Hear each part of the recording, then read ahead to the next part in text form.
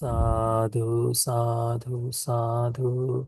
नमो तस् भगवतो अरहतो सम्मा संबुद्धस्स। नमो तस् भगवतो अरहतो सम्मा संबुद्धस्स। नमो तस् भगवतो अरहतो सम्मा संबुद्धस्स। साधु साधु साधु। पूजनीय कल्याण मित्र गुरु बंदे जी को हमारा प्रणाम है। साधु साधु साधु। श्रद्धावान उपासक उपासिकागण, आज का सूत्र सप्त सात बुद्धों के बारे में है। आज के सूत्र का नाम है विपस्सी सूत्र। ठीक है, यह सूत्र भी भगवान ने श्रावस्ती में ही उपदेशित किया था। भगवान कहते हैं कि पूर्व में विपस्सी भिक्खवे भगवतो अरहतो सम्मा संबुद्धस्स। भिक्षु, पूर्व में विपश्ची भगवान बुद्ध जो अरहत सम्यक संबुद्ध है, पुब्बेव संबोधा, उनके संबोधि से पूर्व, यानी उन्हें जब बुद्धत्व का ज्ञान नहीं हुआ तब अनभिसंबुद्धस्य, जब वो संबुद्धत्व को प्राप्त नहीं किए, बोधिसत्व सत्तसेव सतो एतद होसी, जब वे बोधिसत्व की अवस्था में थे तब उनके मन में ऐसा विचार आया, किच्छं वताय लोको आपन्नो, ये कैसे ये लोग जो है संसार में जो लोग आए हैं, जायती च, जन्म लेते हैं, जियती च, बूढ़े होते हैं, मियती च, मर जाते हैं, चवती च, च्युत होते हैं, उपपज्यति च, उत्पन्न भी होते हैं। ये जिस लोक में जो सत्व है, जन्म लेता है, बूढ़ा होता है, मरता है, फिर उत्पन्न होता है, इस तरह का जो भाव ये चल रहा है, किस कारण से चलता है करके ऐसा भाव विपस्सी भगवान के मन में आया। अथ च मिस पनिमस दुख स निस्सरण नप्पजानाति जरा मरणस। वो उनके मन में आता है कि दुख के आदि न, दुख से मुक्ति का मार्ग, दुख का निस्सरण न जानने के कारण ही यह जरा मरण आता है करके वह सोचने लगे। कदस्सु नाम इमस्स दुख स निस्सरणं पඤ्ඤायिष्यति जरा मरणस, कैसे कोई इसमें से, इस जरा मरण से मुक्त हो, कैसे कोई इससे मुक्त हो पाए। ये जन्म मरण की परंपरा से कभी मुक्त नहीं होता ये जो व्यक्ति जो है, कैसे इससे मुक्त हो, कैसे मैं इस जरा मरण से मुक्त हो पाऊंगा करके उनके मन में ऐसा विचार जागा। क्योंकि उस समय बोधिसत्व की अवस्था में वे भी जरा मरण से ग्रसित थे, तो कैसे ही जरा मरण से मुक्त हो पाए। अतको भिक्खवे विपस्सी बोधिसत्वस्य एतद होसी, तब विपस्सी भगवान बुद्ध जी के मन में ऐसा विचार जागा। एतद होसी का मतलब होता है ऐसा चिंतन जागना। ठीक है, ऐसा विचार जागना। तो जो लोग पाली का अभ्यास कर रहे हैं धीरे धीरे इन सूत्रों के साथ में, उन्होंने एतदहोसी करके लिख दो कि ऐसा विचार जागा करके, ठीक है, या फिर ऐसा चिंतन हुआ, इस तरह से। तो धीरे धीरे पाली का अभ्यास भी पूर्ण हो जाएगा। किम ही नुखो सती जरा मरण होती, किस कारण से यह जरा मरण होता है। किंग पच्चया जरा मरणंती, किस कारण से, यानी कैसे ये जरा मरण होता है, किसके होने पर ये जरा मरण होता है, और क्या कारण है इस जरा मरण का करके। किन्नु, हाँ, किमिनु को सती जरा मरण होती, किंग पच्चया किस कार, किंग पच्चया ने किस कारण से, और किमिनु सती कैसे करके, ठीक है, किसके होने पर, किसके विद्यमान होने पर ये जरा मरण होता है। अथ को भिक्ख विपस्सी बोधिसत्वस्य योनिसो मनसिकारा, तब विपस्सी बोधिसत्व ने योनिसो मनसिकार यानी सही तरह से धर्म का चिंतन करना, चिंतन करते हुए अहुपन्याय अभिसमयो, प्रज्ञा से इसे देखते हुए देखा, जातिया को सती जरा मरण होती, जन्म के होने से जरा मरण होता है। जाति पच्चया जरा मरणंति, जन्म ही कारण है, जन्म होने के कारण से जरा मरण है। जन्म न होने पर जरा मरण नहीं होगा। जन्म का कारण ही नहीं है तो जरा मरण नहीं हो सकता। यह बात उन्हें योनिसो मनसिकार से सही सम्यक प्रकार से चिंतन करने से, सही तरह से चिंतन करने से यह उनके मन में विचार जागा। अतको भिक्खवे विपस्सिस बोधिसत्तस्स एतदहोसि। तब ये जरा मरण का विचार जागने के बाद अब उनके मन में पुनः एक विचार जागा, क्या? कि मीनुखो सती जाति होती, किसके होने पर ये जन्म होता है?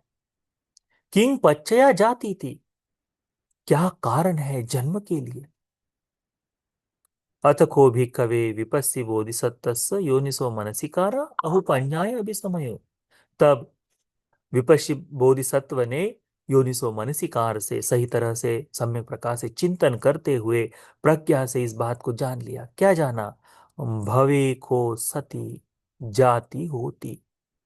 भव के होने से, इस भव है, इस भव के होने से जन्म हो रहा है।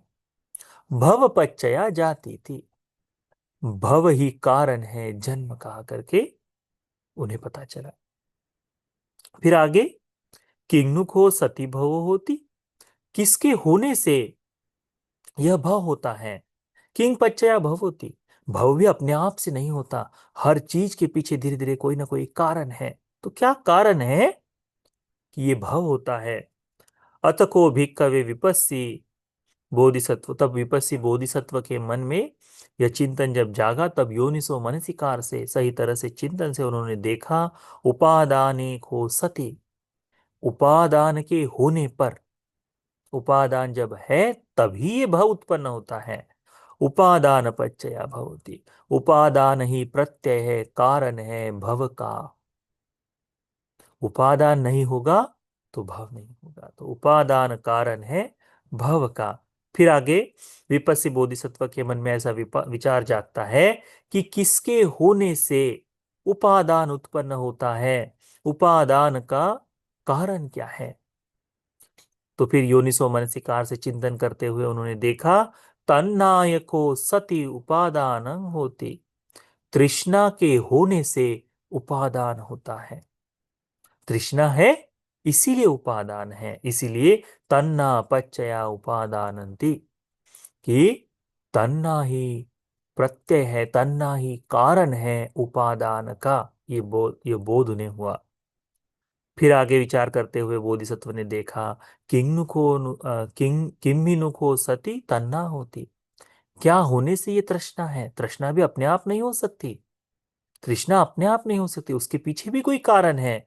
किंग पच्चया तन्ना थी, ये तन्ना का कारण क्या है उत्पत्ति का? तो बोधिसत्व ने सही तरह से चिंतन करते हुए प्रज्ञा से इसे बोध किया, क्या? वेदनायको सती तन्ना। जब वेदनाएं उत्पन्न होती हैं, जब जो वेदनाएं जागती है, उन वेदनाओं के कारण ही तन्ना उत्पन्न होती है। यदि वेदना न हो तो तन्ना उत्पन्न नहीं होगी। तो वेदना पच्चया तन्नाति, वेदना ही तृष्णा का कारण है करके उन्हें बोध हुआ। फिर बोधिसत्व जो है, विपस्सी बोधिसत्व, इस तरह से चिंतन करते हैं कि ये वेदना किस कारण से होती है, वेदना का कारण क्या है, वेदना किसके होने से होती है और वेदना का कारण क्या है। तो योनिसो मनसिकार करते हुए प्रज्ञा से जब उन्हें बोध हुआ, क्या बोध हुआ?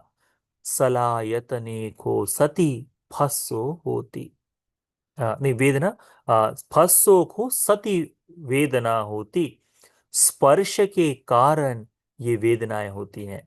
किसके कारण? स्पर्श के कारण वेदनाएं होती हैं। वेदनाओं के कारण क्या होता है?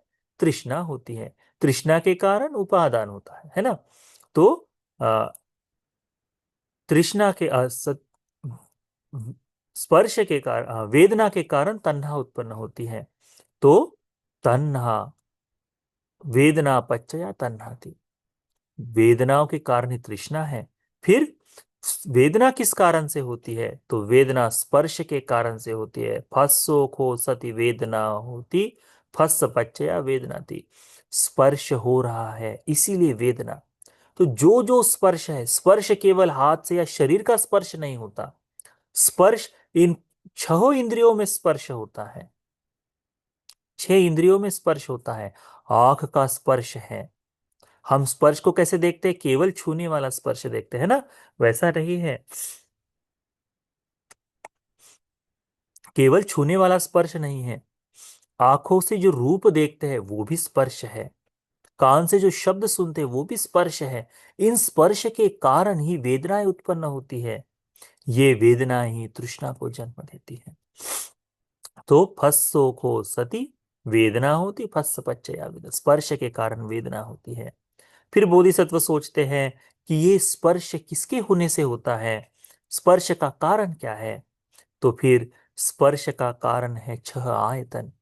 छह आयतनों को सती फस्सो, छह आयतन का होने से ही स्पर्श होता है। आंख, कान, नाक, जिह्वा, शरीर और मन, ये छह आयतन है। इन्हीं छह आयतनों को स्पर्श होता है। तो जहां जहां ये छह आयतन है वहां वहां स्पर्श होगा ही। तो सलायतन पच्चया फस्सो, तो बोधिसत्व को पता चला कि छह आयतन से ही स्पर्श का कारण है, छह आयतन ही स्पर्श का कारण है। फिर विपस्सी बोधिसत्व के मन में ऐसा विचार जागा कि ये स्पर्श क्या, फस किम्हिनो को सती सलायतनंग होती, ये छह छह आयतन कैसे होते हैं? अपने आप तो छह आयतन उत्पन्न नहीं होते। तो किंग पच्चया सलायतन थी, क्या कारण है सलायतन का? तो बोधिसत्व ने योनिसो मनसिकार करते हुए चिंतन किया और अब प्रज्ञा से बोध किया, क्या? नाम रूपे को सती सलायतन होती, नाम रूप होने से सलायतन उत्पन्न होते, छह आयतन उत्पन्न होते हैं। नाम रूप पच्चया सलायतन, नाम रूप ही कारण है छह आयतनों के। यदि नाम रूप है तो छह आयतन होंगे, नाम रूप नहीं है तो छह आयतन नहीं होंगे। फिर बोधिसत्व के मन में ऐसा आया, उत्पन्न हुआ विचार कि नाम रूप किसके होने से होते हैं, क्या कारण है नाम रूप का? तो बोधिसत्व ने योनिसो मनसिकार करते हुए जाना और प्रज्ञा से बोध किया, विज्ञाने को सती नाम रूपं होती, विज्ञान के होने से, जब विज्ञान उत्पन्न होता है तभी वहां पर नाम रूप अस्तित्व में आता है। विज्ञान पच्चया नाम रूपंति, विज्ञान का, विज्ञान के कारण ही नाम रूप है, विज्ञान पच्चया, विज्ञान के प्रत्यय से ही नाम रूप है। फिर बोधिसत्व के मन में ऐसा उत्पन्न हुआ कि किस तरह से यह विज्ञान उत्पन्न होता है, किसके होने से विज्ञान है, किसके प्रत्यय से, किसके कारण से विज्ञान उत्पन्न होता है। तो देखा, संखारेषु को सती विज्ञान होती, संस्कार के होने से विज्ञान होता है। संखार पच्चया विज्ञानंति, संस्कार के प्रत्यय से, संस्कार ही कारण है विज्ञान का करके बोधिसत्व को बोध हुआ। फिर उनके मन में आया, ये संस्कार कैसे उत्पन्न होते हैं, संस्कार होने के किस कारण से संस्कार होते हैं, क्या है संस्कार का कारण? अविद्या को सति संखारा होते, अविद्या के होने से ही संस्कार होते हैं। अविद्या पच्चया संखार, अविद्या ही संस्कार का कारण है। इति हिदं अविद्या पच्चया संखारा, संखार पच्चया विज्ञान, विज्ञान पच्चया नाम रूप, नाम रूप पच्चया सलायतन, सलायतन पच्चया फस्सो, फस्स पच्चया वेदना, वेदना पच्चया तन्ना, तन्ना पच्चया उपादान, उपादान पच्चया भव, भव पच्चया जाति, जाति पच्चया जरा मरण, शोक परिदेव दुख दो मनस्सु पायासा, एवमेतस्य केवलस्य दुख खंदस समुदयो होती। इस तरह का बोध विपस्सी बोधिसत्व को हुआ। समुदयो समुदयो खोति भिक्खवे, विपस्सिस बोधिसत्तस्य पुब्बे अननुसुतेषु धम्मेषु चक्षुं उदपादे। यह समुदय होता है, यह निर्माण होता है, ये बनता है, इसका समुदय हुआ, ये सारे दुख का समुदय हुआ करके विपस्सी बोधिसत्व को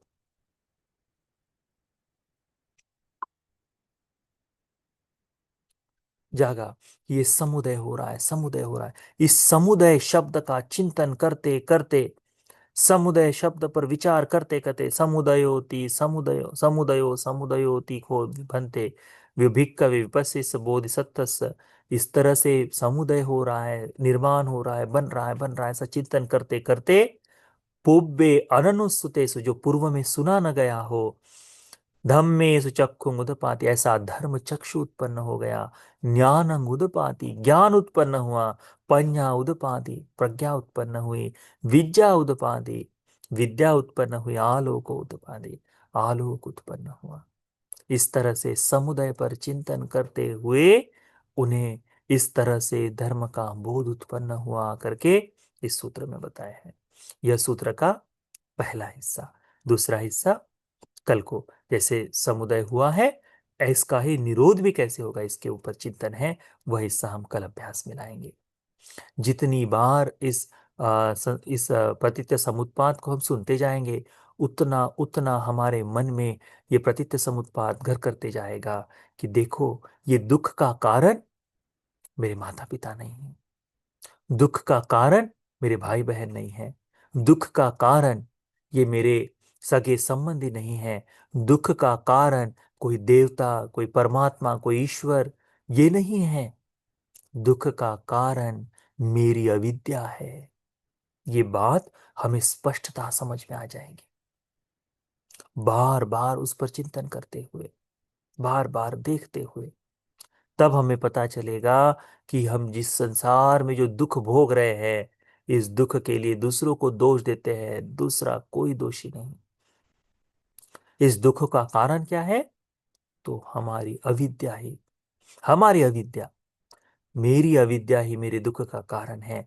किसी और की अविद्या नहीं हो सकती। मैंने इस अविद्या को बोध नहीं किया, इसीलिए दुख भोग रहा हो।